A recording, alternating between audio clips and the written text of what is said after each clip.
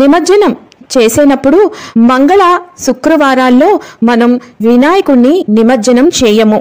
మిగిలిన రోజుల్లో మాత్రమే మనం నిమజ్జనం చేయాలి. ఇది ప్రతి ఒక్కరూ గుర్తుపెట్టుకోవాలి. వినాయక పూజను నిర్వహించుకున్న తర్వాత నిమజ్జనం ఏ రోజున చెయ్యాలి అంటే 27వ తారీఖున వ్రతాన్ని ఆచరించిన తరువాత 28 ఆగస్టు 2025 గురువారం రోజున ఉదయం మరలా లఘువుగా స్వామివారికి పునఃపూజను నిర్వహించుకొని ఉద్వాసన చెప్పాలి. 3 రోజుల పాటు వినాయకుడిని పూజించి నిమజ్జనం చేయాలి అనుకున్న వాళ్ళు 29 ఆగస్టు 2025 శుక్రవారం రోజున నిర్వహించాలి. కానీ ఈ రోజున శుక్రవారం కాబట్టి నిమజ్జనం చేయకూడదు. కాబట్టి వీరు 5వ రోజున నిమజ్జనం చేస్తే మంచిది.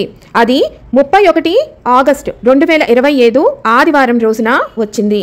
7 రోజుల పాటు పూజను నిర్వహించుకొని నిమజ్జనం చేయాలి అనుకున్న వాళ్ళు 2 సెప్టెంబర్ 2025 మంగళవారం రోజున చేయాలి. కానీ ఈ రోజు మంగళవారం కావున ఈ రోజున నిమజ్జనం చేయము. అందుకే 9 రోజుల పాటు పూజను కొనసాగించి 9వ రోజున నిమజ్జనం చేయాలి.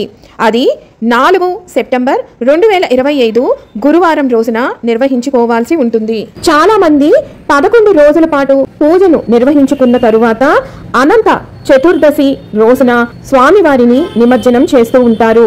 అది 6 సెప్టెంబర్ 2025 శనివారం రోజున వచ్చింది.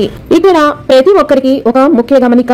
7 సెప్టెంబర్ 2025 ఆదివారం రోజున మనకి చంద్రగ్రహణం అనేది ఉన్నది.